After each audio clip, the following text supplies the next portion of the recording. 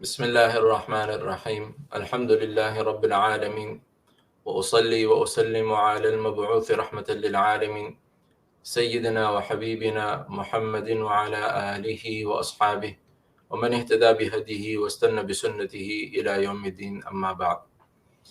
Welcome everyone again to another Project Ihya podcast.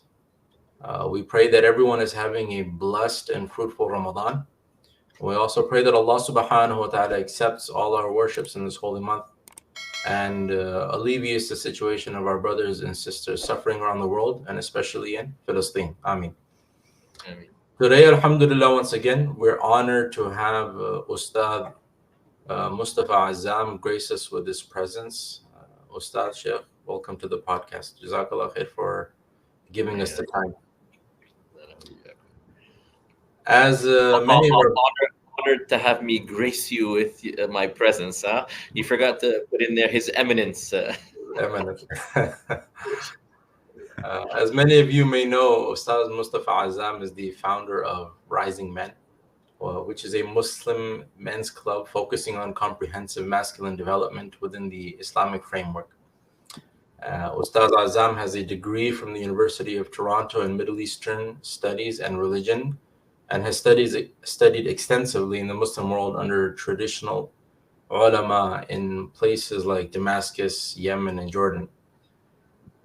Today, inshallah, we're going to be engaging our esteemed guest on a topic that is difficult for youth, particularly here in the West. And that is the topic of finding a suitable spouse. The reasons for which are many, but safe to say that we live in a time and place in which the doors to Islamically illicit or haram relationships have been made easy or open, while halal relationships have been made quite difficult. So on the topic of how to find a spouse, inshallah, we're going to delve right in. Before we do that, I want to ask our brother Mus'ab if he wants to say anything. Hafiz Mus'ab. Assalamu alaikum wa rahmatullahi wa barakatuh. So from my side also, I want to welcome Sheikh Mustafa Azzam, and inshallah I'll hand it back over to you, Mawlana Asadullah. And before that, to the viewers, please give a like and subscribe, inshallah. And any questions you have, you can leave it in the comments. Jazakumullah khairan. Jazakumullah khair.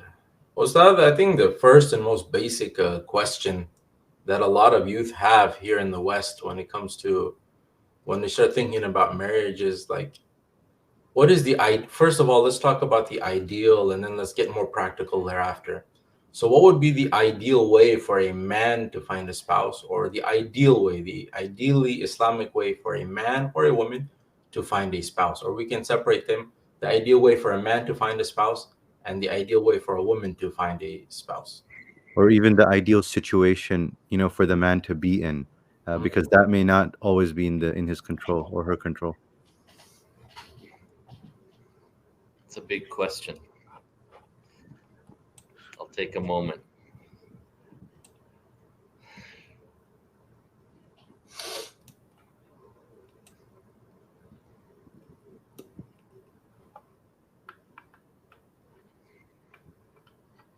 Yeah, so that actually goes straight to the heart of the matter. And if we want to talk about the ideal, we've actually Islam is holistic, the Sharia is holistic, and we've kind of broken the entire system in a sense. And a lot of it starts with, the problem starts with ikhtilat, mixing between men and women. And so if you look, as you know, if you look at the fiqh, if you look at the ahkam, if you look at Allah's commands around the matter,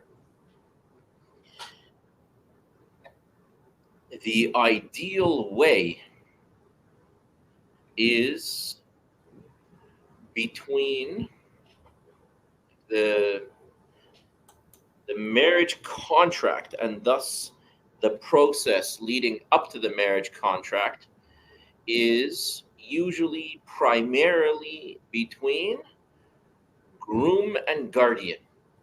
The groom and the guardian of the bride. So the man and the woman's father, right? And as we know in three of the four madhabs, it's not even a nikah unless it's between those two or substitute depending. And of course, in the Hanafi school, a woman can marry herself off. You would know better than me the parameters of that, right? But the default is basically father of a girl marrying her to the groom. Okay, that's the contract. That also has implications in terms of the spouse finding process. Uh, so the ideal is fathers and grooms, or guardians and grooms, knowing each other, having relationships and so on, and uh, a guardian approaching a man for his daughter, or a man approaching the guardian for his daughter. So that's the ideal, and that sort of starting point. And of course, that raises many practical questions. So feel free to follow up. That's kind of the starting framework, but we've broken that framework. Mm.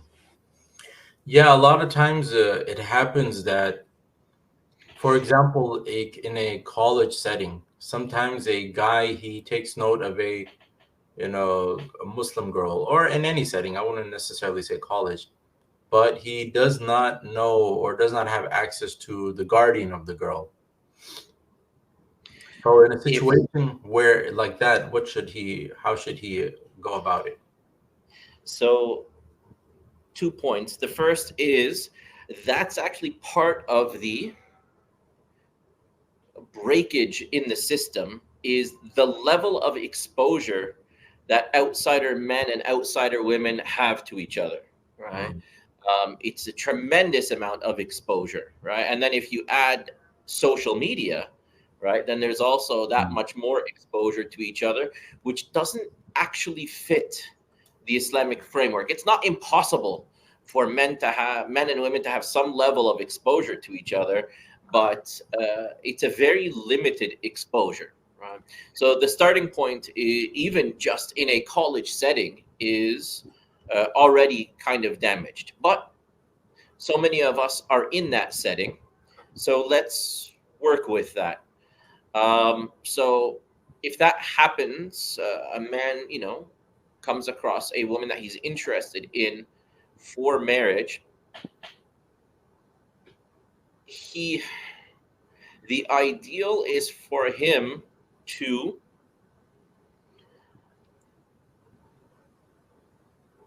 access her guardian as early as possible. Hmm.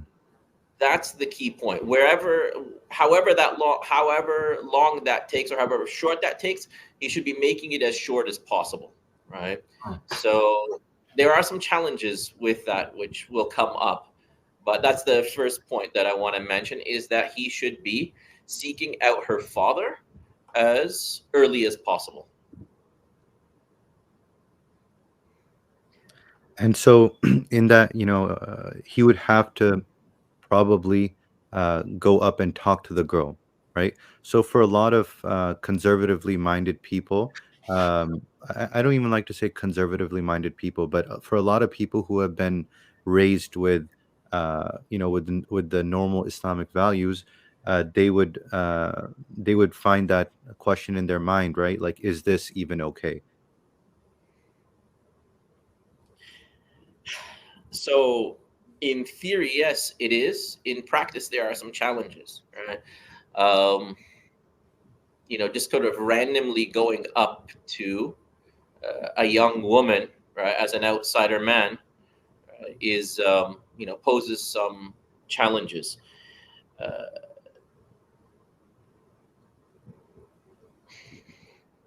One moment. So I told you that we kind of broke the whole system. The gatekeeper to the girl should be the father, not the gatekeeper to the father be the girl. right? Mm. And so what's happening here is that for this man to have access to the father, he actually has to win the girl over, right? Whereas in a traditional, sort of unbroken Islamic system, um, to have access to the girl, he would need to go through the father, right? Now, one of the challenges is that if a girl is a gatekeeper, right, what is she basing the decision on that I am interested in this man? Her father, when he's basing the decision on I'm interested in this man for my daughter, right? This is men interacting with each other. And by the way, I'm sure I already sound really sexist and patriarchal, and it's only going to get more so. Um, if by sexist we mean that men and women have different roles, and patriarchal basically means that men are authority over women, like that's actually a fundamental of Islam in terms of gender roles. So in terms of this process, we're not going to escape, nor are we even going to try to escape this sort of patriarchal language and patriarchal approach, because you know that is Allah's commands. Allah's commands are tied very deeply to this model, right? So sort of like a lot of the influence in our current thinking is fundamentally damaged. So a lot of what I'm talking about is going to sound foreign to a lot of people because the underlying foundation isn't quite there, right? So that poses challenges. But if you think about, what we were saying about the girl being the gatekeeper to the dad, whereas it should be the dad being the gatekeeper to the girl. Well, when the dad is vetting, a man for his daughter, he's looking through a certain lens. When a girl is vetting a man for herself, before she gives him access to her father, she's looking for through a very different lens, right? And so the if the father, just so we have this as a bit of a discussion, a father, what kind of lens would he be looking through if he's looking at looking at a man for his daughter? Yeah, that was actually a question I was going to ask just now. Like, what are the things that he should be evaluating in the prospective uh, person? Well, he's so a father. So there's the natural aspect, natural and practical, and then there is the sort of prescriptive, Islamic, and they're actually very aligned, right? A father is naturally, if he's doing his part naturally and Islamically, he's the guardian. He guards his daughter. He is protective of his daughter. If he is going to hand over his daughter to someone, he's going to look at the qualities. Can he be a protector of her? And so ultimately, he's going to look at certain qualities. If he's doing his job right, he's probably going to look for qualities that he has in that man. And, always like in Rising Men, for example, we're consistently training men to manifest and to develop and manifest both their strength and their softness, right? Their jalal, their majesty, and their jamal, their beauty. And a man who has developed this properly, he's going to have that as a father, and he's going to look for that look for both of those in a future son-in-law. But he's going to look at it from kind of a rational aspect, and he's going to look at the man's character and so on, right? So he's not emotionally invested. He's like is in the man. He's emotionally invested in his daughter, not emotionally invested in the man, and he doesn't need to be emotionally invested in the man to make the decision, right? Whereas with the girl, right, when she's making the decision about am I interested in this man, women are emotional creatures. They're primarily emotional creatures. I mean, they have no reason. It means that they're primarily emotional, and that is like the essence of their beauty is their emotional nature, right?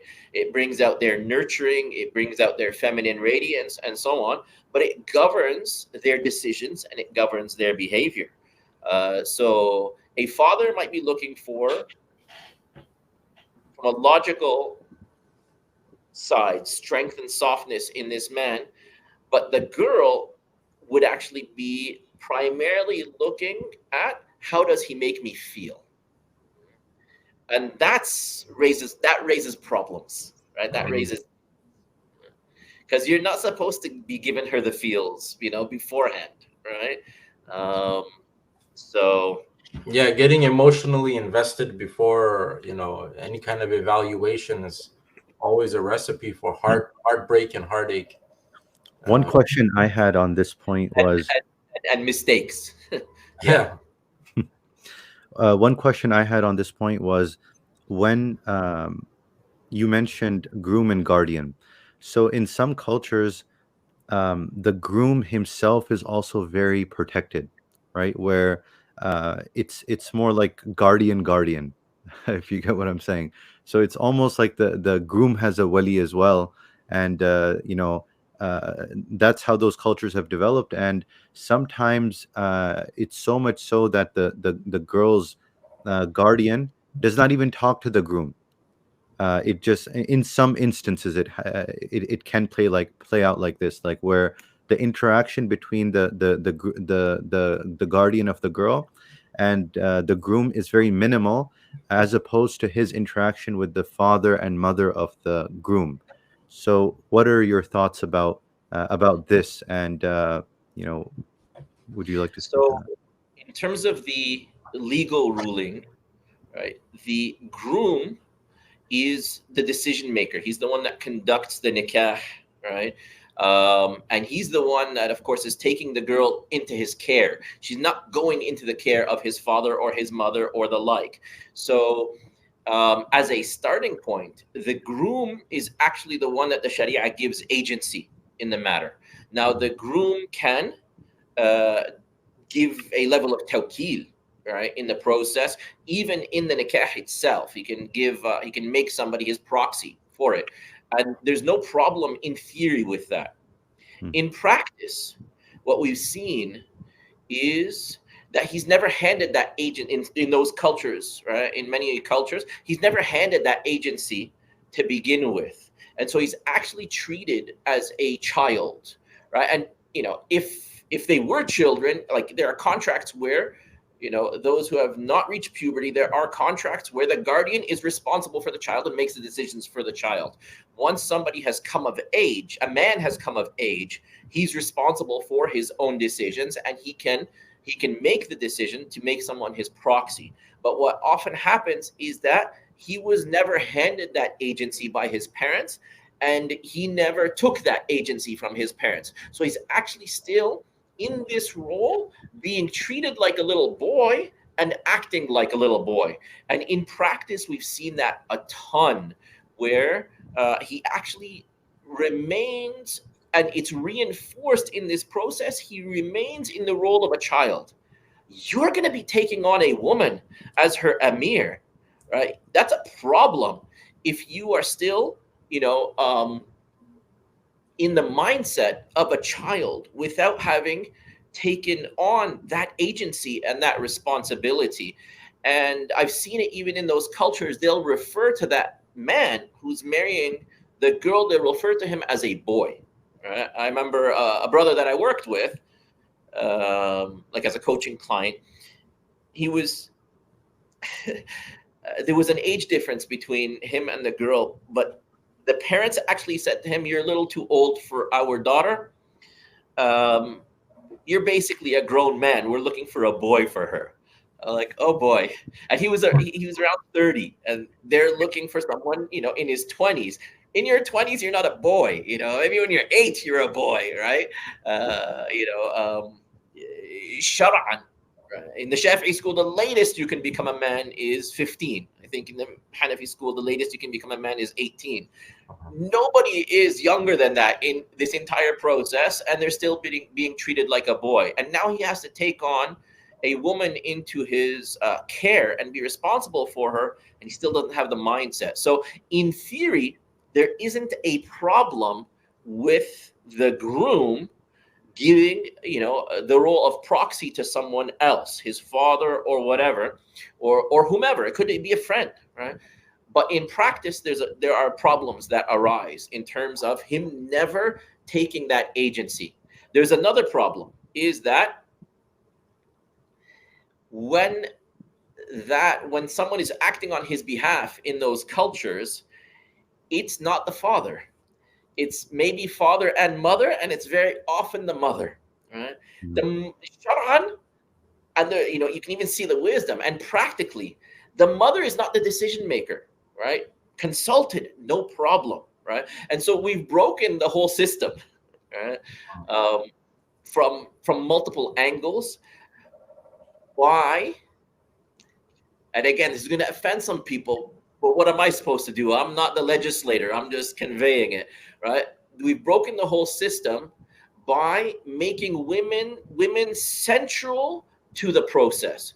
No, they're part of the process, but actually on the periphery, and the fundamental decision making and the fundamental agency and the fundamental guardianship is in the hands of the men.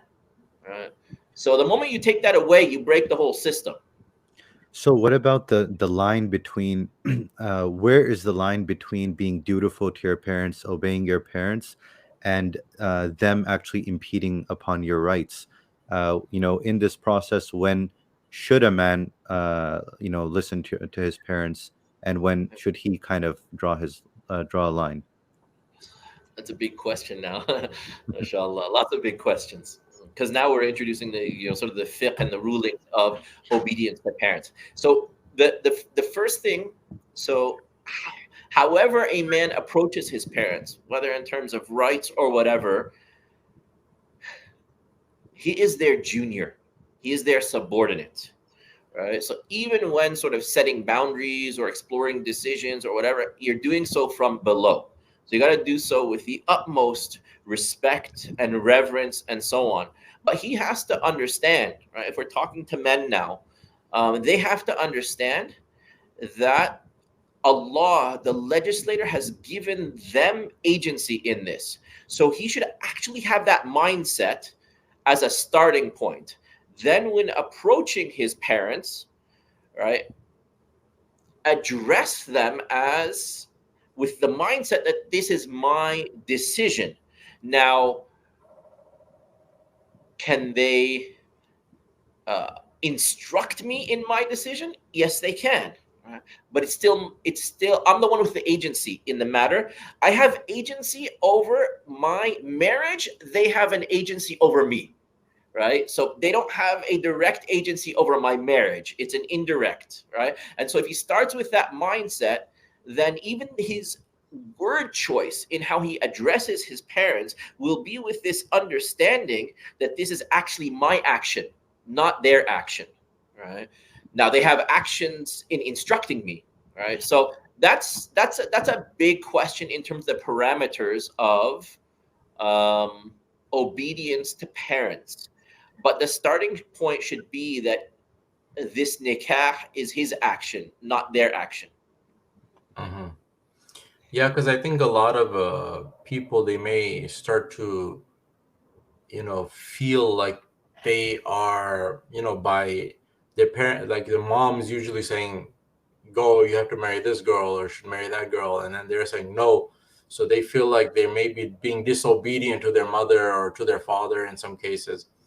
So And I think a lot of people would even what to do how in to that balance that, what to do in that situation also, like if somebody is in a situation where the parents are kind of like forcing the man or the woman, let's say, one way or the other. So obedience to parents should be a whole podcast interview itself, right? But we learn the general parameters when you're studying, but in practice, there are a lot of significant considerations. And so I remember, going back to, a Shafi'i scholar, and I was reviewing the works of the Shafi'i school and the fatwa and so on, and kind of summarizing. that obedience to parents boils down to one, you're not duty bound to harm yourself. So that's kind of an underlying consideration. Two, there is, obedience to them within the parameters of the shara, within the parameters of the law, the legislation, right? And so a lot of times, unfortunately, parents will have considerations that are not that aligned with the sharia. And also, a man, for example, he will know his situation in terms of application of the sharia better than they will. So they may sort of insist on someone, and he knows that someone may not be a guarding of his chastity, for example, and he will have to consider that and possibly not obey them in that, right? So you have to consider harm, self-harm, and you have to consider the sharia. But there was a point that they mentioned, and I don't know other schools, so I can only speak within what I know. But a point that they mentioned that was significant, which is that their instructions be reasonable, right? That their instructions to the child be reasonable. And they say, how do you judge that? So basically, take any collective of reasonable people. Would they say they're just being stubborn? They're just being nuts here, right? So, for example, I sometimes give the example if a parent says, go stand in the sun for an hour, hopping on one foot, right? Why? No reason, just my whim, right? And some parents, that are kind of potentially maybe a little narcissistic or possessive or the like, they may actually give instructions like this just to feel obeyed, or their values are off and they just insist. Does the child need to obey the parent in that? No, not if it's unreasonable. So there are those sort of three considerations in terms of obedience to parents, which are harm to oneself and the application of the sharia to oneself, and then also is the instruction reasonable. And you gotta, you have to also be reasonable in evaluating that, right? So people have to kind of subdue their egos a little bit to evaluate these matters.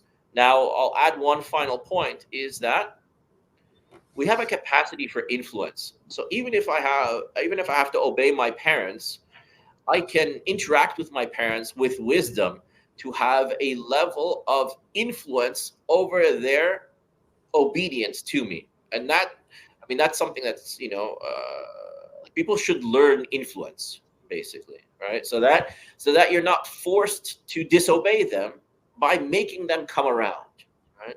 Now, also, if we're dealing with, kids and parents a lot, honestly, if someone was a dutiful son, the entire time, and has a great relationship with his parents, then his influence over them and their consideration of his decisions, will generally increase in its likelihood of being able to be on the same page. It's not always going to be the case, but those are considerations. So you have to think very big picture in these matters. Yeah, I think a lot of times because a person finds himself at odds with his parents on one issue, they become disrespectful overall, and then it becomes a very toxic situation. I think we should just clarify that just because in this one particular instance you don't take their, so for example, what they want in this particular instance, it doesn't give the right for a person to be disrespectful to them or to, even in disobedience, you don't get to be disrespectful. yeah, exactly. We know that from the Quran, right? With the biggest scenarios, if they instruct their child in kufr or shirk, right, there is no obedience. You still don't get to be disrespectful. I mean, it's hajib to be forbidden in the Quran, in the word of Allah, to even say uff to them. That's a sigh. That's just a sigh of frustration, basically. You don't even get, how many kids do that? Can you do the dishes? You don't get to do that, right? So you don't get to do that for little things, big things, right? So even in disagreement, and even where disobedience may be obligatory, disrespect is still not allowed, right? Now, if we've practiced that for a lifetime, then our capacity for relating to our parents in disagreement becomes very different. May Allah make us each the apple of our parents' eyes. SubhanAllah. I mean, like the ayat that you mentioned, Allah says, فَلَا تُطِعْهُمَا وَصَاحِبْهُمَا فِي الدُّنْيا مَعْرُوفًا. If they tell you to do shirk or they force you, they work hard on you, then don't obey them, but be good with them, accompany them in goodness. But I had one more question. I we- actually wanted to. I yes, wanted sir. to build on that because we were sort of talking from the man's side, but I did want to address from the woman's side. That was actually my question. Okay, sorry to steal your thunder. You can ask it if you like. No, Bismillah. Like, yeah, I'll just illustrate it. So, like you just spoke on the guy's side, but from the girl's side also sometimes, there may be pressure to marry a certain person or whatnot. But now, because the guardian has more agency here, how does that dynamic work out? And also, there would be a difference between the madhahib probably in this. Right. So, in the Maliki, Shafi, and Hanbali schools, the father, right, the guardian, and the default is the father, but it could shift to uncle, brother, depending on who's available, or who qualifies. I'll speak specifically from the perspective of the Shafi'i school because that's what I know. But so notice, with the groom, he's the one with the decision making. He's the one with the agency. The parents have influence over him. They have a certain agency over him. But he has, in that contract, he is the one that makes the decision and makes the ijab or the qabul, the offer and agreement with the guardian. He's the one that makes the decision and so on. Now, from the girl's side, she's not the one with the agency. The father is. Right? She can influence. Now, this is as a Shafi'i. Hanafi school is different, of course, right? So the father, the guardian, is actually the decision maker. Now, the Sharia, as understood by the Shafi'i school, the Sharia has parameters in place to protect her interests. Actually, one of the first parameters in place to protect her interests is that she's not the primary decision maker, right? It's that the father is. There's so much practical wisdom to that. We were talking about emotion before. Like, honestly, if you've got great game, you can have as many wives knocking at your door as you like, right? Because if you have ability to influence female emotion and you are magnetic and attractive, right? And I know this because I train men in this, right? I train them to be like that with their wives, right? But if you're magnetic, that's what a woman will commonly base her decision on. Different story with her father. You don't get to game her father, right? It's different in terms of the impact that you can have. So, that's a fundamental protection for the girl, that it's her father making that life decision for her. Okay. Now, there are also parameters in place that her father that ensure that her father is a worthy decision maker. So, in the Shafi'i school, for example, there are big conditions.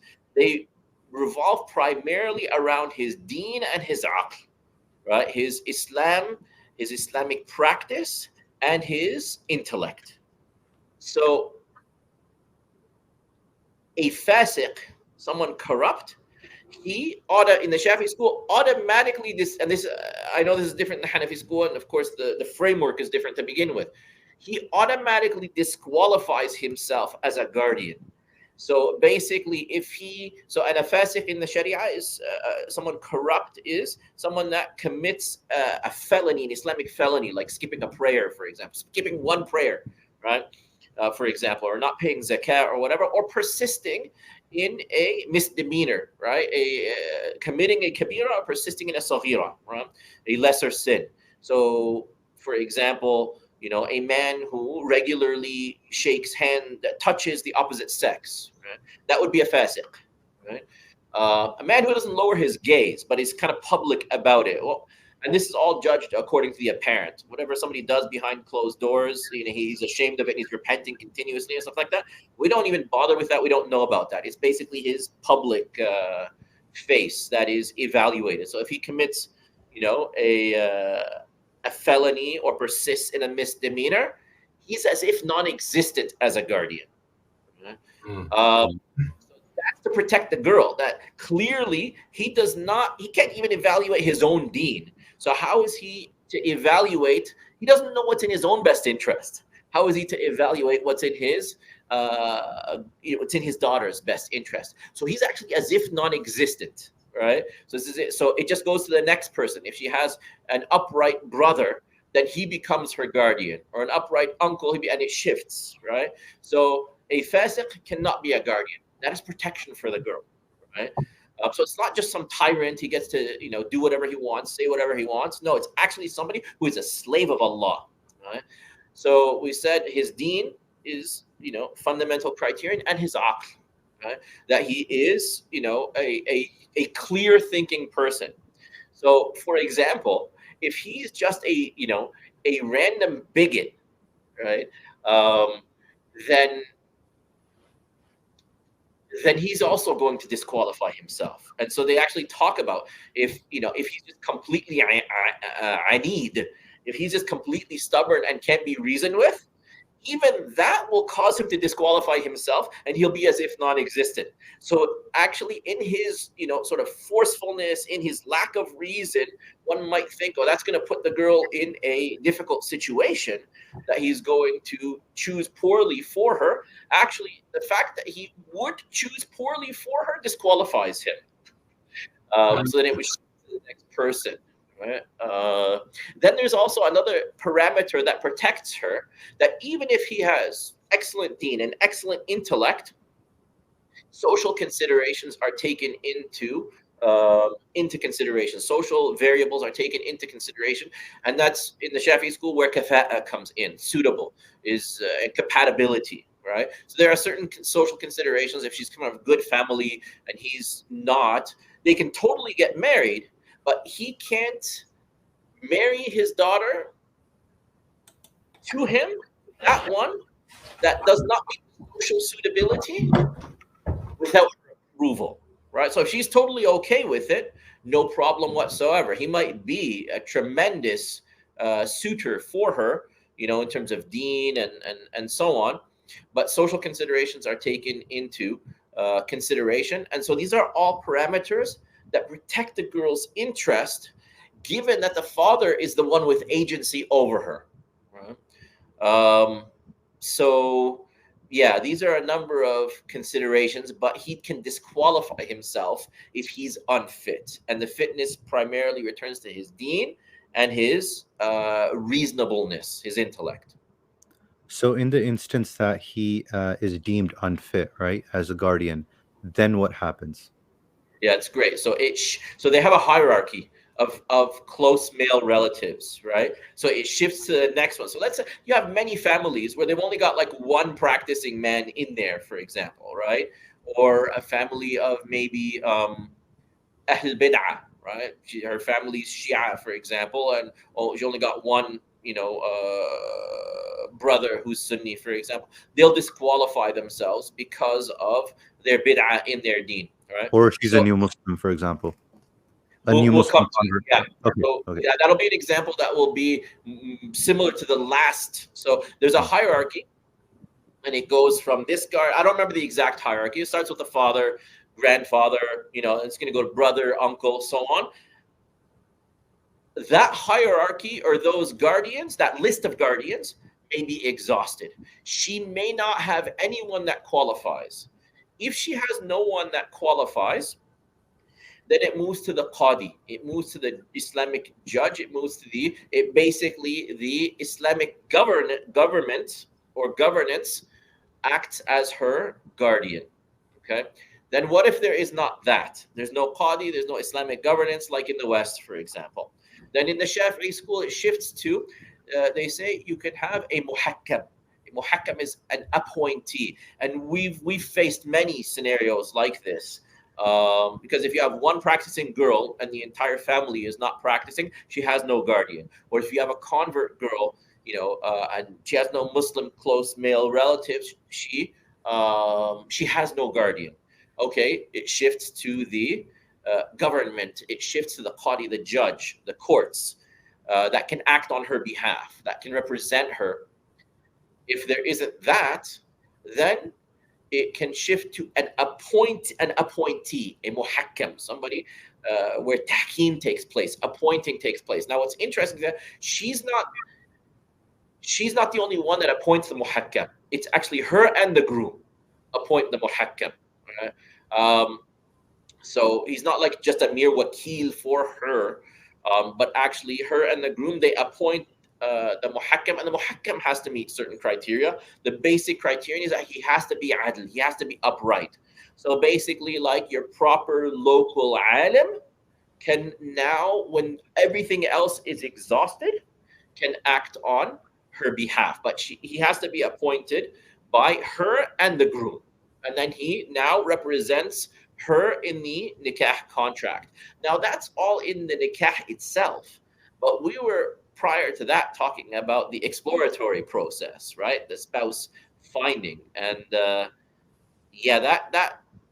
that's not what we're addressing exactly in this particular mas'ala, in this particular issue. But there is no. So again, and of course, that's a man as well, right? It's all men. They are the ones that are the contractors. Nikah is a contract, right? So the marriage contract. They are the contractors in this matter. So even in that case, in the Shafi'i school, the woman is not the one conducting the contract, right? But that's different from the spouse finding, right? So that's a different issue. I just want to also make a little bit of a clarification. Somebody may get the wrong impression that maybe Hanafis, they don't really, they're kind of lackadaisy about a wakil or something like that. I just want people to just understand that even in the Hanafi school, even though it's not required for an adult female in that, but it's still it's not it's still considered important to have a wakil. And they would say that without the wakil, the nikah, there wouldn't be barakah, and there would be problems in that. That's how they look at the ahadith, like la nikah illa bi waliyin, that it doesn't affect the. So it's more of a technical issue between the madahib. Otherwise, none of the madahib will say that no, you don't need a wakil. And even in terms In the of Hanafi school, it's valid without her guardian. She can conduct her own nikah, whereas in the other schools she cannot. Yeah. Right? She doesn't have that. But that's not like the ideal or anything like that in the Hanafi school either. I just don't want people to have this idea. Yeah, the only difference is validity. But in terms of practicality, also, if you look in Hanafi cultures, it's practically the same, right? Well, it's not, and even if remember, it's not even just a cultural thing, because leading up to that nikah, right? If it is, the girl having, all of this interaction with the man to make the decision and so on, there are very commonly and very likely violations in those interactions, right? Whereas, when a man is acting on her behalf, right, you're not getting those violations. You're not getting, excessive looking, and you don't end up with any privacy between a man and a woman, let alone khawf al-fitna, potential temptation. So like interaction between men and women has to be limited to begin with. So that aspect of, the whole Sharia ties her hands in this process to begin with, even if she can conduct the nikah on her own behalf in the Hanafi school. Also in the Hanafi school, the kafa'a, from what I understand, and you can correct me, the kafa'a, the compatibility, the suitability that's considered is now actually, whereas in the Shafi'i school, because the father has the agency, it's kind of protecting the it's protecting the interests of the one over whom he has agency. Whereas when in the Hanafi school, where she has the agency, compatibility is considered, isn't it kind of protecting the interests of the father, the parents, for example, such that if she goes ahead and wants to do a nikah with somebody who's unsuitable, he's entitled to sort of intervene in that and say, no. Is that correct? Yeah, that is mentioned in the Hanafi books, that the father or the guardian, they can object to the nikah based on kufu or kafa'a. And this issue of kafa'a came up, is mentioned now. So And actually, before we get into kafa'a, one question, like we alluded to it, that some many women, they may think that, okay, let's say a woman who comes, let's say she's a new Muslim, and for her all she sees is an unideal situation, right? So she may feel that, okay, why is Islam tying the hands of women behind their backs, right? But could you speak to, like, you also mentioned like how it's an entire system, right? And you have to really picture the whole thing. Like, to begin with, when the whole system is implemented, you're gonna have a society where most fathers are actually, and I would argue even still it's the case that most fathers are looking for the best interests of their daughters, and so it's like so I'll let you speak to that. I'm going to take a minute because I think there's probably an underlying point that is important to address. So I'll just take a minute.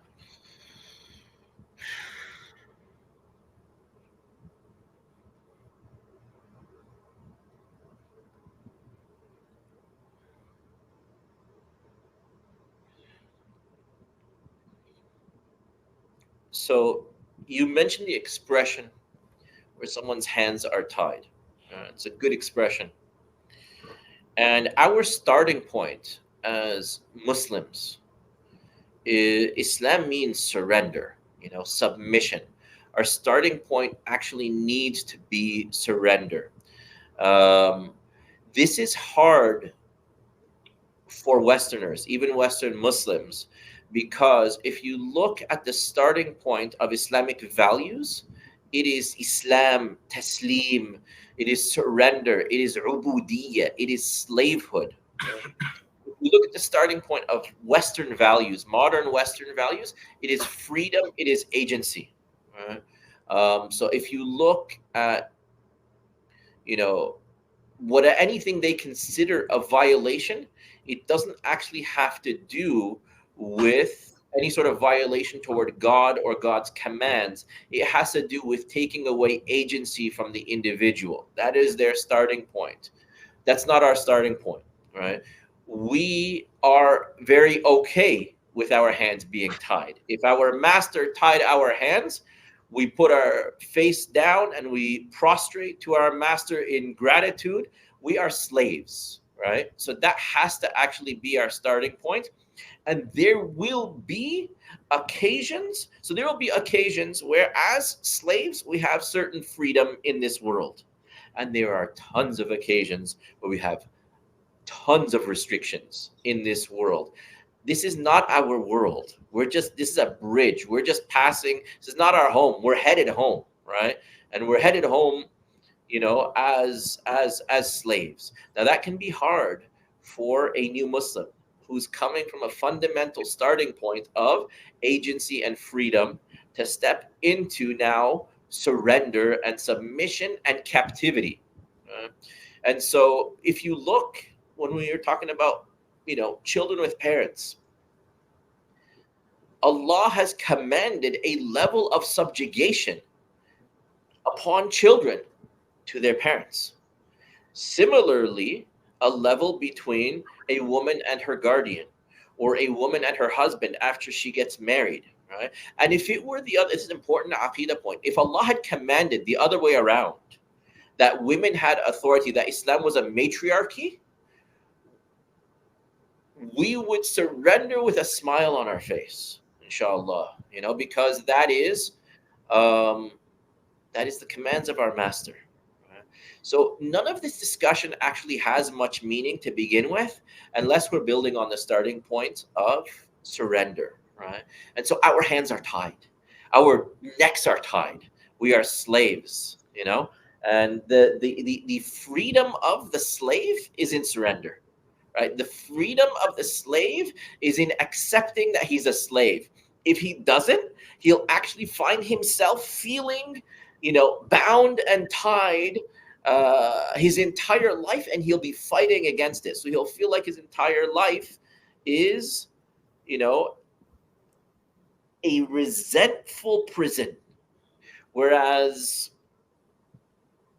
somebody who surrenders, he'll see it's a prison, but he's not trying to escape it. We're not trying to escape Allah. We're SubhanAllah. Somebody recently was saying to me that they were wondering, just could Allah forgive them? Could Allah, when they're such a criminal? And I had to rewire their thinking. I'm like, you are a criminal. I'm a criminal. We're all criminals. Be a criminal, but turn yourself in. That's actually tawbah. Turn yourself in. You say, Ya Rab, here I am. I'm a criminal, right? And this is tawbah, that you're just admitting your guilt. And so we have this whole mixed up confusion that we need to be a superhero. We need to be free. No, we are slaves. We're turning ourselves in. So there's this slavehood, there's this captivity, and you come willingly. Right? So if one has that starting point, then a sister, she's coming in as a convert, and she's going to notice restrictions. And that's the reality. We don't have to hide those restrictions. We present those restrictions with wisdom, but we don't pretend that you're not now going to be more restricted, right? The Prophet ﷺ taught us that this world is the prison of the believer, right? And an orchard and the garden for the disbeliever. And it's the other way around in the next life, right? So we have to have an ukhrawi mindset. We have to embrace our slavehood. Otherwise, we don't have a starting point. So our starting point needs to be Allah and His Messenger sallallahu alaihi wa sallam over our own selves, and it has to be the akhirah over the dunya. Right? So come in with all of the restrictions, and every single restriction you surrender to for the sake of your Lord is, basically a piece of your plot in Jannah. Right? So it's a temporary restriction that gives you infinity afterwards. So yeah, she's coming in and she's stepping into restrictions that she's not used to. Everyone who surrenders is. I've had so many people, or a number of people, the reason why they resist and even saying the shahada is because I'm living free right now, and they're like, I have to give up alcohol and women and pork, and I got to pray 5 times a day, all these restrictions. You have to do those anyways, actually. You're responsible for them. You're just not doing them, right? You're just not feeling it right now, right? But the person will feel it later. So surrender now, and so they get it, and they submit, they surrender. So yeah, that was an important, just perspective point. So let's now, with that, visit the question of her coming in with restrictions. There are restrictions. You got to make peace with that first, and then we can build on that. Somebody doesn't make peace with that, we got nothing to build on. That's a very interesting point. I think even when we think about our Koni restrictions, one is the Shari'i restrictions. Right. There's restrictions that are Koniya, that you're a human being. There's only certain. We made peace with it. We don't necessarily, think of it always as a restriction, but this is just what makes us human. It's when we.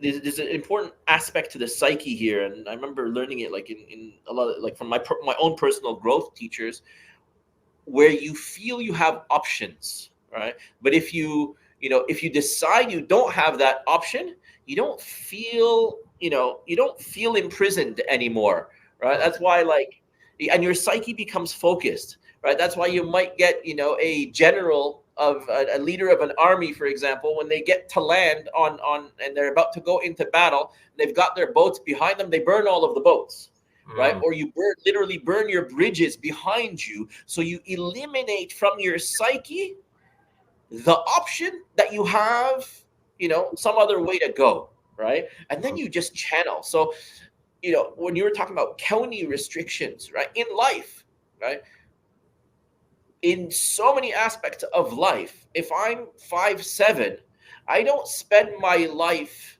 or some of us, I mean, depends on your level of entitlement, but if I just accept my reality, then I don't spend my life fighting my reality, and my psyche does not become split, and I don't become agitated, and so on, right? So there are aspects of our, worldly existence that we've made peace with because we don't see it any other way. We don't see these two roads. We see one road. And it's the same thing with the Sharia. If I decide that I am a slave and I surrender, I don't actually feel the same level of agitation around the restriction. I mean, we're in Ramadan right now, right? And how many kuffar, when they talk to a Muslim, like, I know, they'll say, I don't understand how you could do that. I could never do that. And many Muslims, when they first start fasting, they don't think they could do it.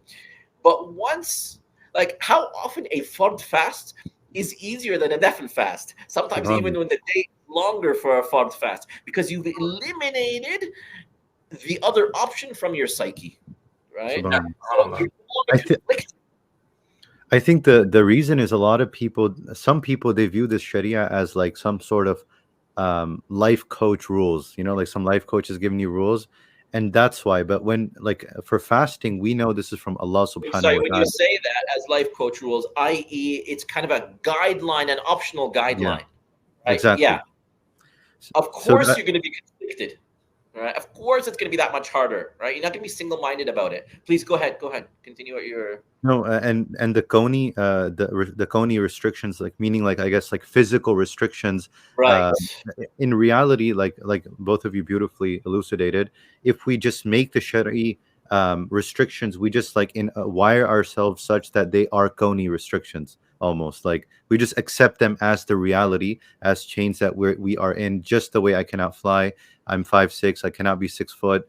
That'll make us that much. I think they both come under, I guess, the broader framework of rada bi qada'illah, or rida bi qada'illah, just to be okay with whatever the decision of Allah subhanahu wa ta'ala was or is, whether it be a physical, practical restriction, or it be a shari'i legislative restriction. Right. Rada bi qada'illah, to just be pleased with whatever Allah subhanahu wa ta'ala has decided. So going back to the question of kafa'a, you also spoke, Sheikh Azzam, you spoke about, the father, he should be, like in the Shafi'i school, he has the agency, right? And or even in the Hanafi school, the guardian would be the one who would be filtering, right? So how, what are the things according to Islam that he should be looking at? Like you mentioned nasab, and what other, you mentioned deen, you mentioned aql. What are the variables that should be taken into account for compatibility? And why is compatibility, first of all, even before that, why is compatibility even important? For example, somebody may bring the question that, okay, the Prophet ﷺ said, like, idha something like idha ja'akum man tardawna, like when somebody comes to you whose deen and khuluq you are happy with, then marry your daughter off, or and if you don't do that, there'll be fitna and fasad, right? So does that just mean any guy with a turban and he prays 5 times, he comes along and he's making money, so you're like obligated to give your daughter, or does that undermine the concept of kafa'a? That was kind of a lot there, but I'll let you unpack it. You're very good at that, mashallah. You make sense of the chaos, mashallah. I'll definitely need a moment or two for that, inshallah. Inshallah.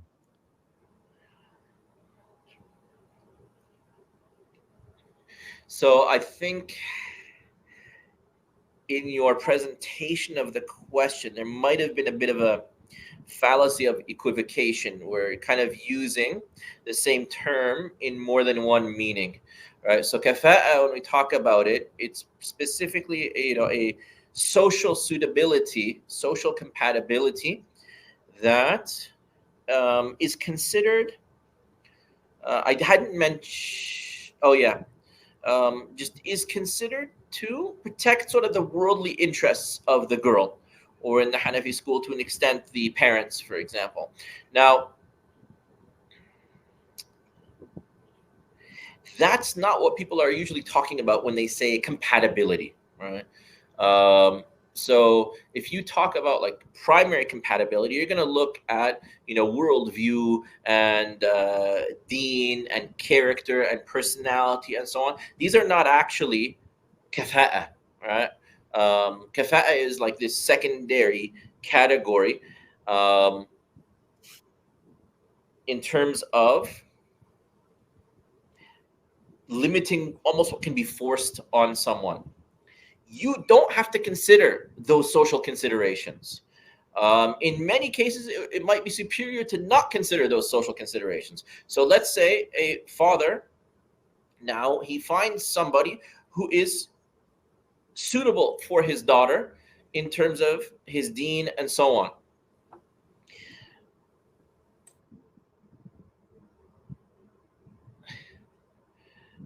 If he is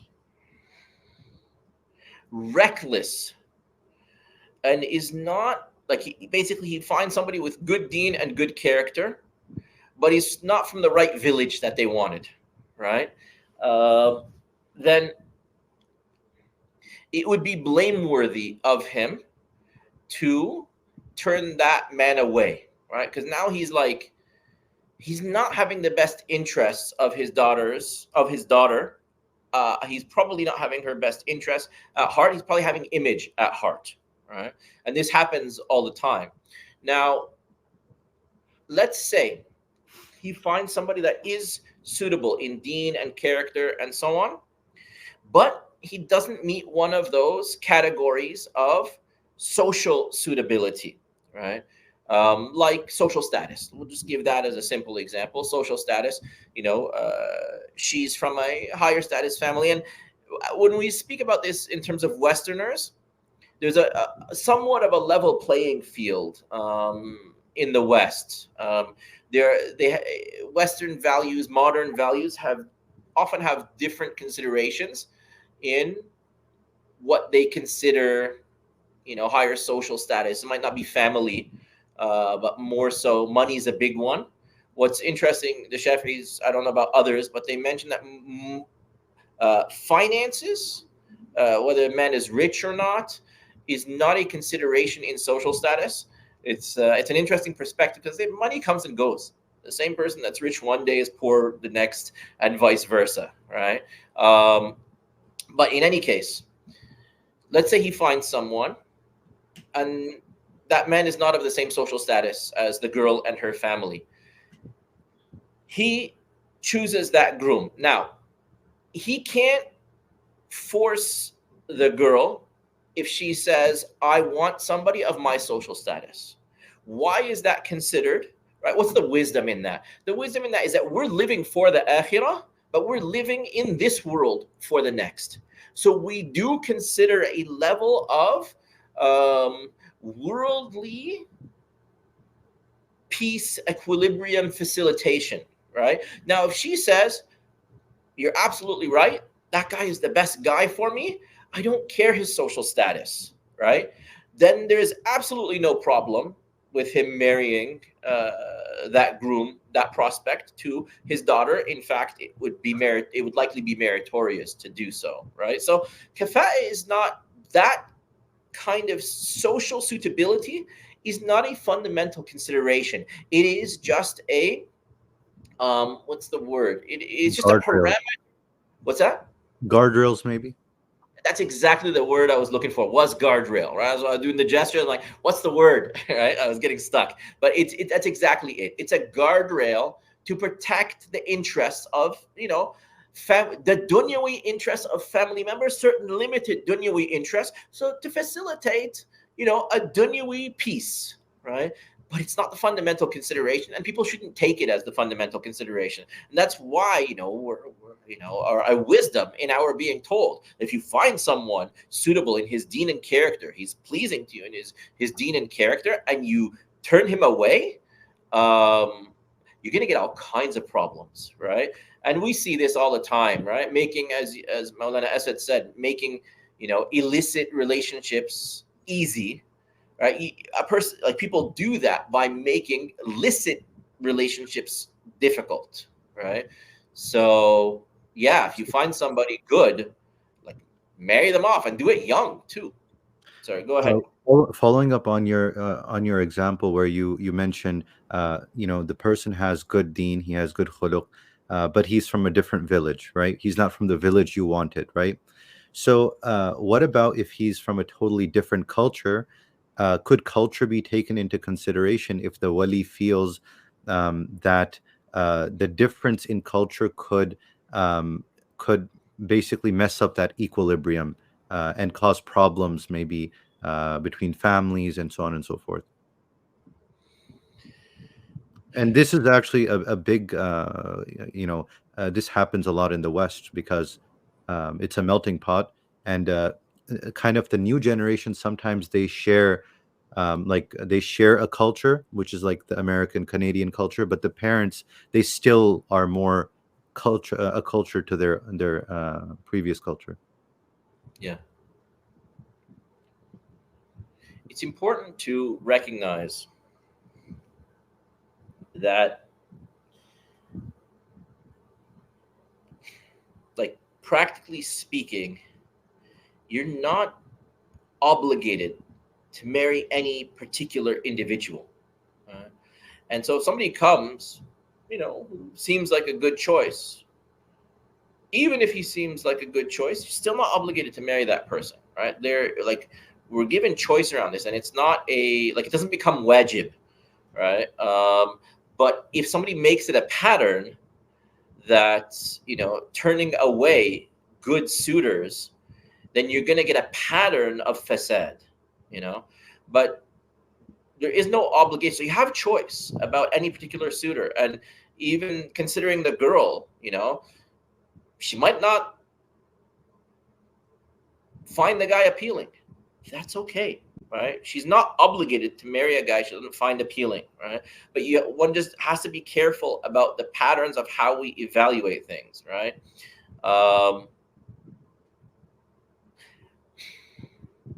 So now, I'm always going to be speaking from two angles, so I like to distinguish, which is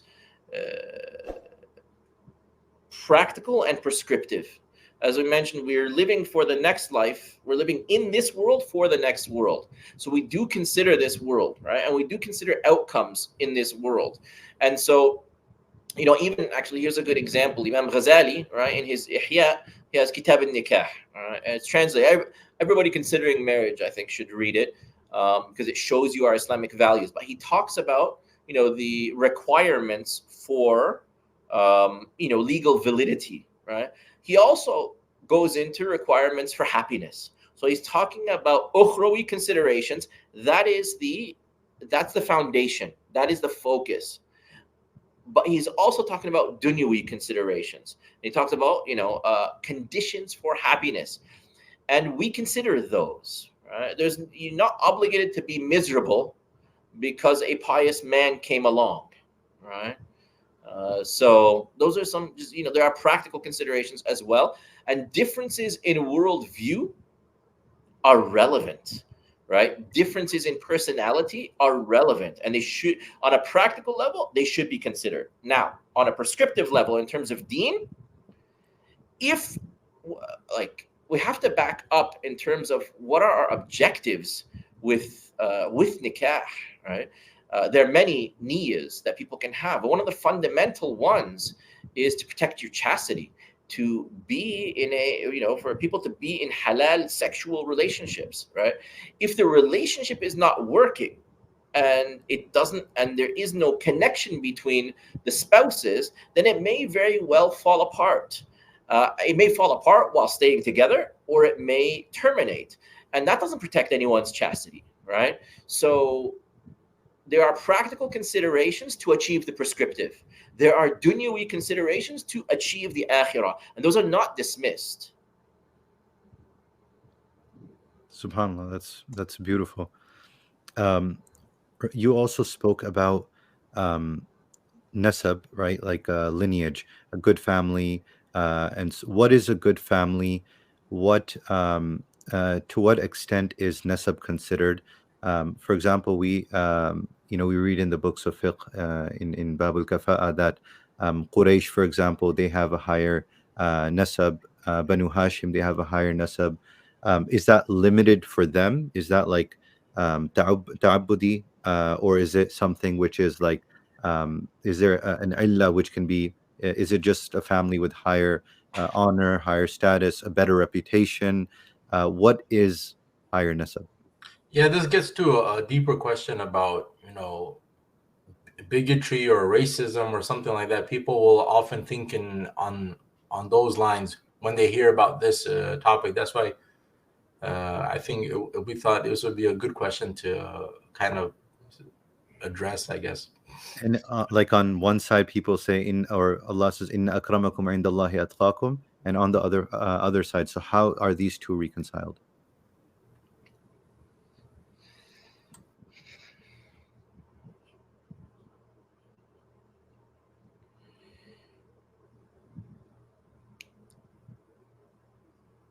So there are a number of issues here. One is there are considerations in kafa'a, and actually a bit of a warning to put more emphasis on kafa'a than is necessary. Kafa'a, in terms of sort of worldly compatibility or worldly suitability, in terms of the legal term kafa'a, if somebody is kufa, does not need to be as central to the discussion as people make it, right? Because again, it's only relevant in those guardrails, right? It's so a Qurashi can marry a non-Qurashi, right? A high social status person can marry a low social status person, right? So we gave those two examples. The Quraysh aspect is, from what I understand, more legislated, right? Whereas social status, that the Quraysh, as far as I understand, but it's possible that so Quraysh had the highest standing among the Arabs, even before revelation, right? But did the legislation then also give them a higher standing? It seems that way, right? Now, but the legislation, the Sharia, the law also considers standing that humans give, like social status. That's purely, that is a social construct, right? Is social status, right? It's just a human construct. The Sharia considers that. In this, it doesn't mean that, as we said, that people of different social statuses can't get married or shouldn't get married. It's just a guardrail. So now, in terms of considering these hierarchies, right? In terms of inna akramakum indallahi atqakum, the noblest of you to Allah are the most wary, the most cautious of Allah. That doesn't mean the noblest of us to each other. Right? So there's human nobility, there's nobility with Allah, right?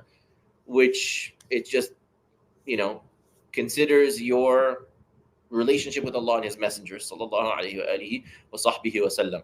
But no worldly nobility is another matter, right? And worldly nobility is actually considered in those guardrails, right? That's fine. It's just practical considerations, right? Again, as we mentioned, we live in this world for the next world. So worldly considerations are not completely ignored, right? They are not, they are just a means. They're not an objective. And ultimately, everything in this world is a means to the next world. So sometimes worldly considerations facilitate the next world, just like money. All right. Money doesn't matter before Allah, right? But it matters in this world for practical considerations that you might use to draw closer to Allah. So people shouldn't get confused in terms of nobility. There's nobility before Allah and there's worldly nobility, right? And so inna akramakum inda Allahi, with Allah, like it's not atqakum. So that's that's a context, right? As for I'm not even sure how racism comes in there because taqwa is not race dependent, right? It's not race dependent. I was thinking, like, what if somebody says that, well, and I guess this would come back to sort of an influence from feminism or more modern thought where it's kind of like, let's remove all these hierarchies of nobility and non-nobility and this and that. Yeah. Would we say hierarchy is that actually fundamental to the deen? That's actually one of the things, we talked about certain starting points that are different between Islam and the West. So surrender and slavehood, right? Also hierarchy. That's actually a key issue. So the West kind of tries its best to level the playing field, not even getting to the point where we're not even acknowledging differences. So there's no difference between men and women anymore, let alone hierarchy between them, right? Yeah. So an easier one than racism, right? To make clear is quote unquote sexism. Right? Now, even just between men and women, there actually is a hierarchy, but there's a hierarchy in role, not in. So a man, it's very simple. People don't get it, right? A man may marry a woman, and he's a decent, pious guy, and she's one of the awliya. Right? She's a saint before Allah, right? He's still an authority over her, right? So Allah has appointed hierarchy in roles that is determined by various factors that that Allah has chosen for people, that He has willed for people. For example, gender. For example, parent versus parent and child. Right? Allah has a child may be way more noble before Allah than his parents. Doesn't mean he doesn't listen to his parents anymore. So Allah has designated in the Sharia hierarchy between individuals and kinds of individuals and roles and so on. That's not a hierarchy of rank with Allah. The hierarchy of rank with Allah returns to the relationship with Allah and His Messenger. Sallallahu alayhi wa sallam. So a hierarchy in roles, but not in sort of value. What's that? In the sight of Allah, hierarchy in roles, not in the value in the sight of Allah subhanahu wa ta'ala. Yes. And actually that's another reason why Westerners are often, modern people are often confused, is because they're often not clear on their sense of self. If you're not clear on your sense of self, your self-esteem, your identity, and so on, it's it's an epidemic. If you're not clear on your sense of self, then you will often try to tie your sense of self to this thing and that thing and this thing and that thing, and you'll get it all jumbled. So if somebody isn't clear on his sense of self, right, then he may tie his identity and his sense of self to his gender. And then, all of a sudden now my gender is lower in this hierarchy. That must mean I have less self-worth. Absolutely not. Absolutely not. And that's why, again, a child with a parent, a woman with her husband, she may be immeasurably higher with Allah than her husband, but she is. I'll share it. I personally consider my wife one of the awliya. I don't know. I'm getting emotional now. But I would never put her over me in the relationship, because Allah didn't put her over me in the relationship. Alhamdulillah, I'm also more learned than she is. I'm able to lead her. You have to have certain, ability, but I think she's an exceptional human being. So, and I would not be surprised if her rank with Allah is way higher than mine.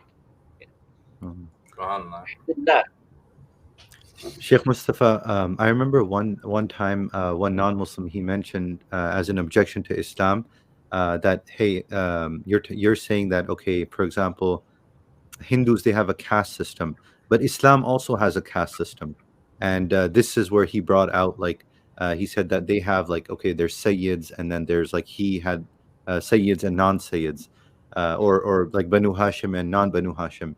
So, like you just mentioned, for example, in terms of social status or lineage, on one hand you have this one thing which is legislated, and then on the other hand you have like a maybe free flowing hierarchy which can change over time.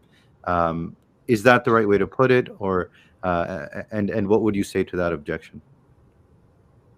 Okay, I'd say a couple of things. Yeah. This is important, that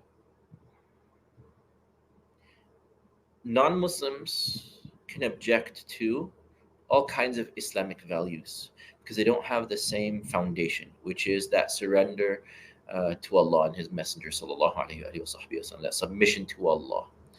If Allah dictated a caste system, sami'na wa ata'na, and that would be perfectly just on His part, right? No problem.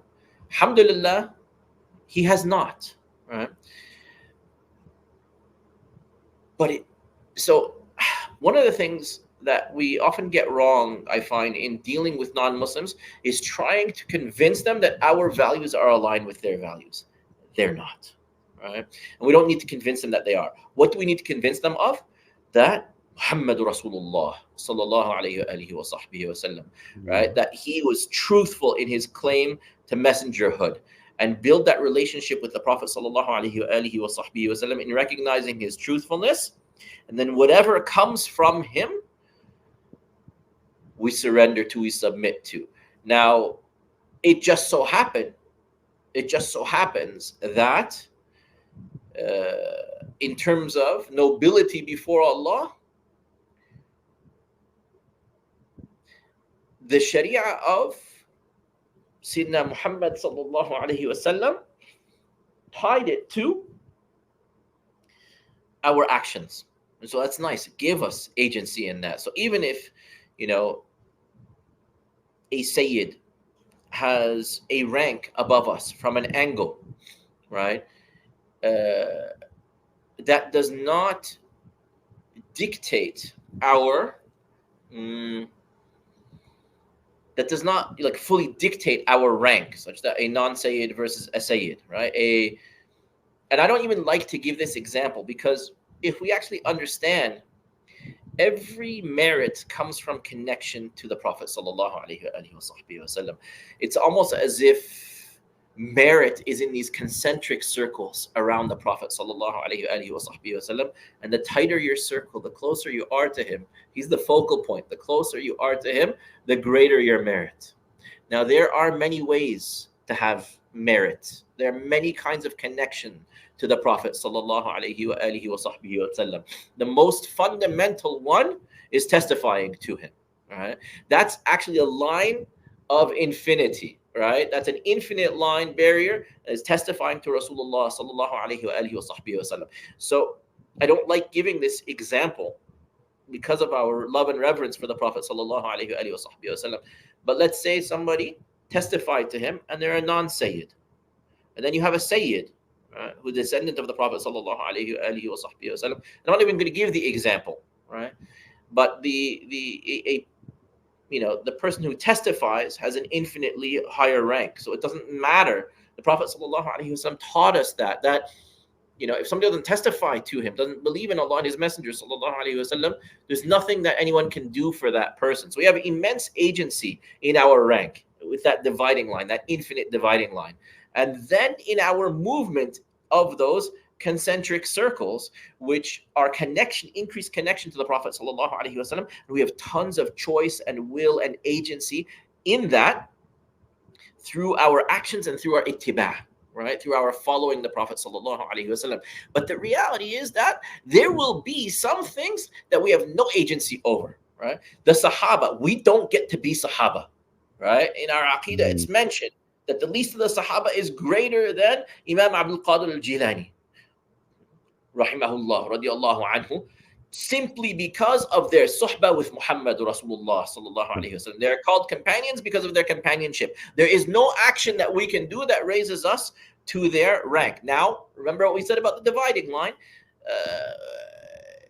It's not just companionship with the Prophet sallallahu alaihi wasallam. It's meeting him with the condition of testifying to him.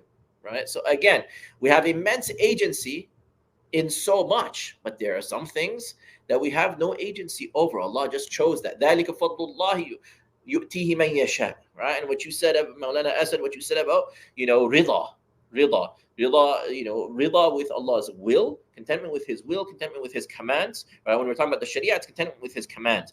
When we're talking about just what Allah has chosen and dictated in this world, it's contentment with His will. So,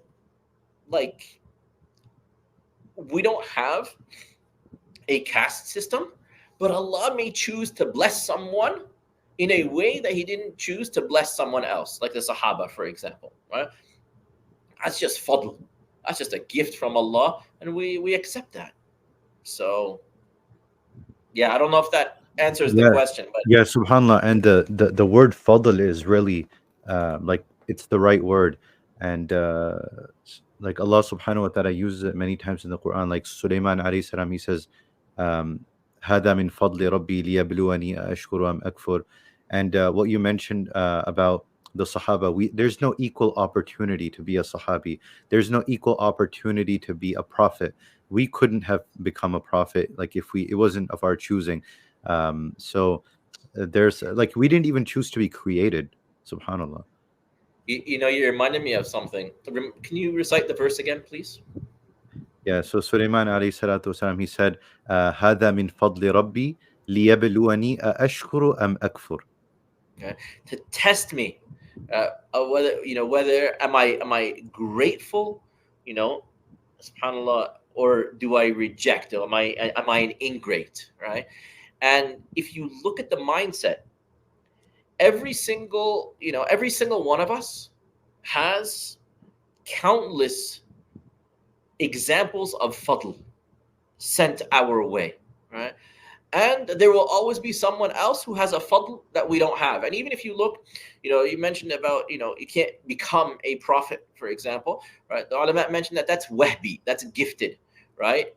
But there are things that are kasbi, that are acquired, right? And so we have immense, we have, sort of full agency as slaves. Right? As slaves, we have full agency in what is kasbi and not what is wahbi, right? And even what is wahbi, we have plenty of blessings. So you'll find people with this mindset of it's not fair because he was gifted more than I was. Well, you were gifted more than someone else, right? So why am I busy looking at that person's gift that I don't have? Why is that person busy looking at that gift that he doesn't have and being an ingrate when he could actually do the exact same thing and look at the gift that he has that another individual doesn't have and be grateful? Like Sulaiman alayhi salam, Sayyidina Sulaiman alayhi salam mentioned about the fadl. So our fixation doesn't need to be on what on the fadl that's on that person. It should be on the fadl on what's on us. And this is what the Prophet sallallahu alaihi wasallam taught us, to look at those with less than us as opposed to those with more than us, lest we be ungrateful for his blessings. Right? So every time somebody complains about what someone else has, he could do the exact same, the exact reverse, right? He could fixate on what he has. And that just resolves the issue. And sometimes people only look at the upside of fadl in the sense, I know fadl itself inherently is a word, it's a positive word. But for example, if Allah subhanahu wa ta'ala has given someone wealth, this has there's a pro, but there's also a risk. So there's it's a double-edged sword. So the reward he will get from spending that wealth, it's because he didn't allow that wealth to also lead him astray. And also, for example, if someone has jamal, he has beauty, that is it's a fadl of Allah, but it also could have taken him the wrong way. But the fact that he protected himself gives him that higher rank and reward. I mean, you just described the entire dunya, which every single blessing is also a test. Right? There's nothing, and again, that verse from Sayyidina Sulaiman alayhi salam, it's a أشكر أم fadl أكفر. on me, right? Exactly. Liyabluwani, is that Yes. right? Liyabluwani, right? That's from the root bala. It's a test that he may test me. So every fadl is a bala, right? Everything in this dunya, right? This, as we know, right? The next, this world is known as Darul Bala, the abode of tribulation, of testing, right? The next world is known as Darul Jaza, the abode of compensation. So every single deprivation and every single bounty that comes in this world is a test, is a bala. We're still writing the test, right? The results are in the next world. So, and every fadl that comes, it's a bala to check what? Exactly what Sayyidina Sulaiman alayhi salam said. Right? Are we grateful or are we ingrates? Right? So somebody who's fixated on the fadl that's on someone else is basically he's taking away his bandwidth from the fadl that's on himself, right? So he's being an ingrate. So yeah, I mean that so much of this just returns to sort of self accountability, focusing on oneself, the agency that we have that we've talked a lot about in this. We all have agency in various ways, and what we do with that agency is basically we have the choice to be grateful or be ingrates. So now we're coming up on an hour and a half. So inshallah, what I want to do is, I guess, to kind of close off our discussion today, inshallah, I want to ask Ustad Mustafa Azzam if there would be any short advice you would give to anybody that's looking to get married, or you can even do it as an advice to somebody that's newly married, inshallah, and when we can leave everybody with that, sort of advice.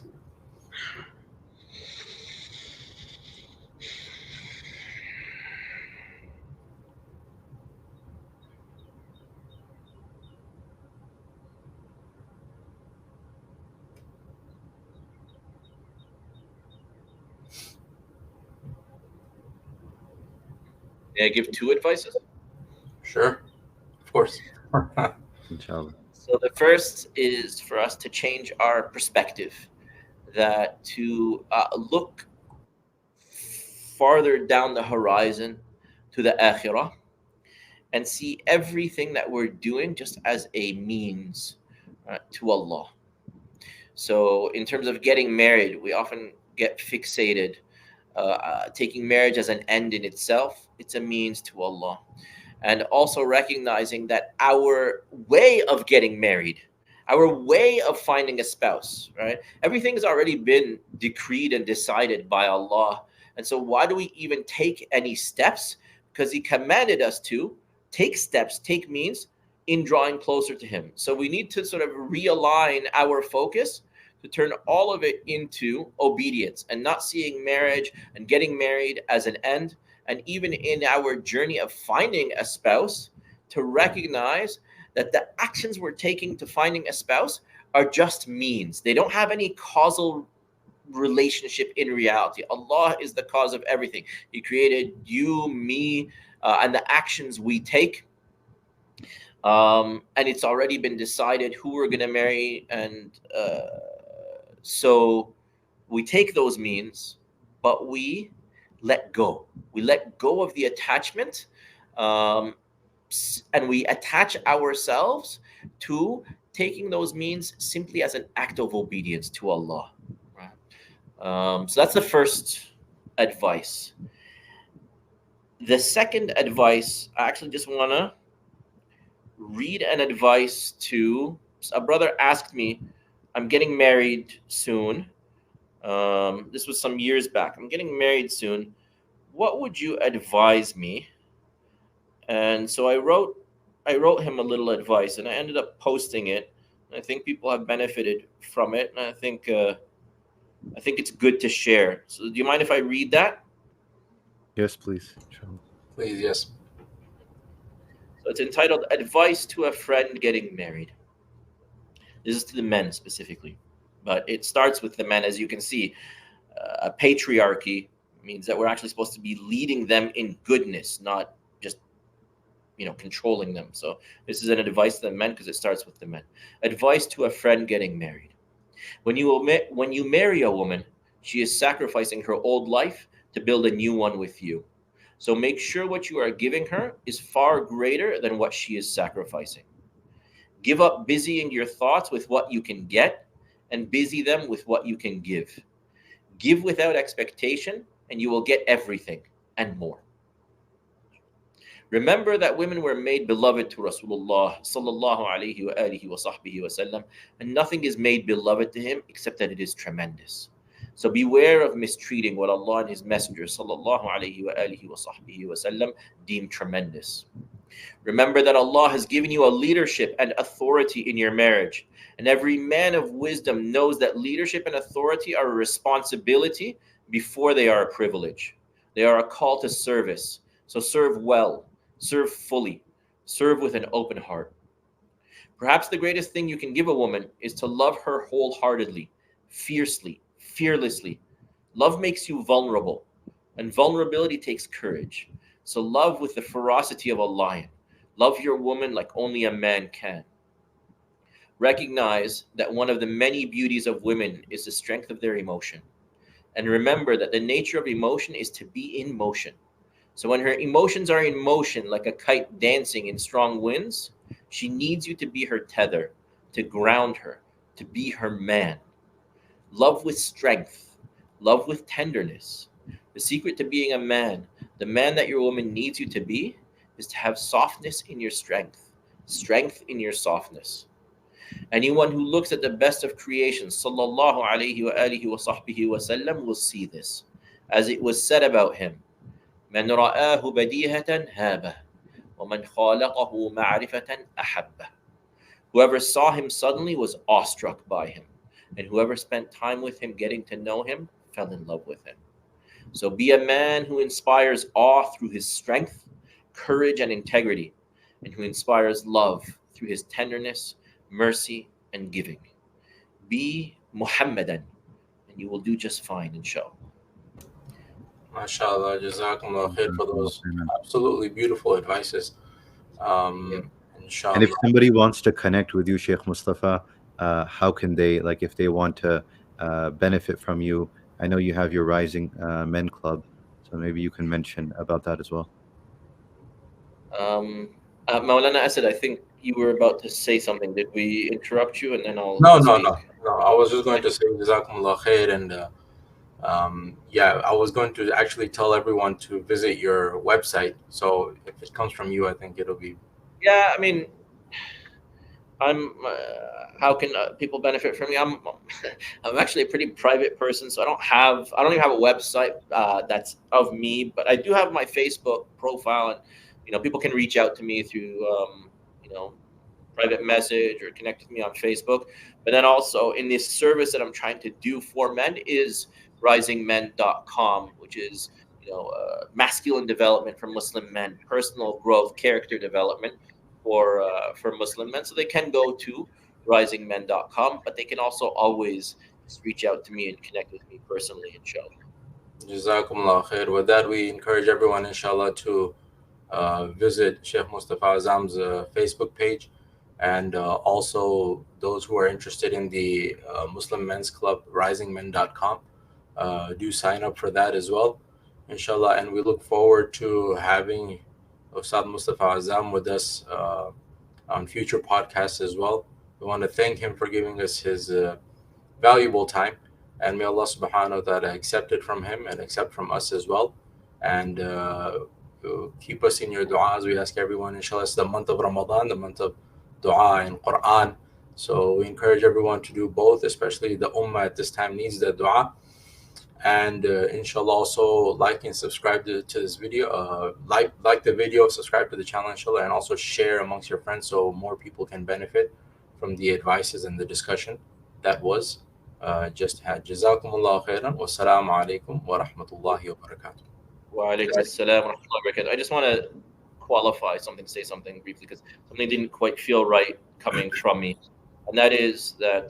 So risingmen.com. That's it's a paid service, but we were mentioning Rasulullah sallallahu alaihi wasallam. And I'm not mentioning him for people to join Rising Men. So if anybody wants to just connect with me, as your brother, and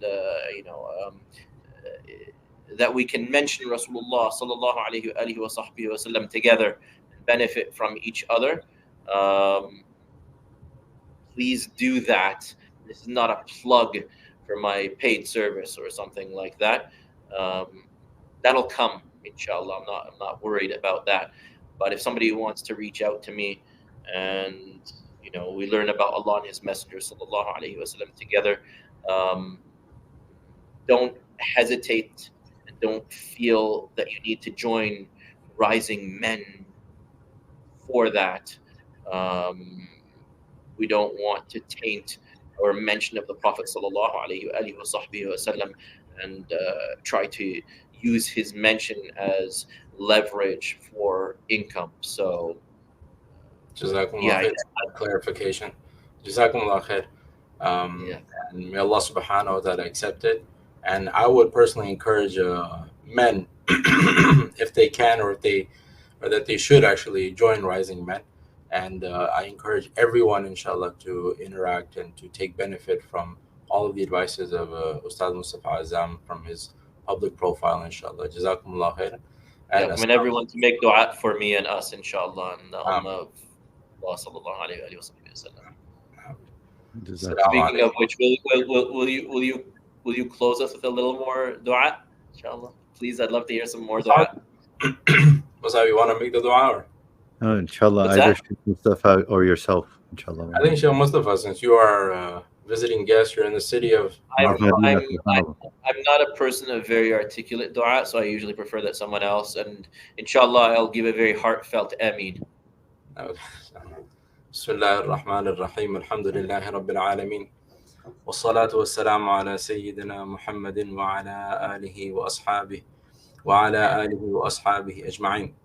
ربنا تقبل منا إنك أنت السميع العليم وتب علينا إنك أنت التواب الرحيم. ربنا ظلمنا أنفسنا وإن لم تغفر لنا وترحمنا لنكونن من الخاسرين. ربنا اغفر لنا ذنوبنا وإسرافنا في أمرنا وثبت أقدامنا وانصرنا على القوم الكافرين. ربنا تقبل منا صلاتنا وصيامنا وقيامنا وركوعنا وسجودنا ودعاءنا يا رب العالمين. ربنا آتنا في الدنيا حسنة وفي الآخرة حسنة وقنا عذاب النار.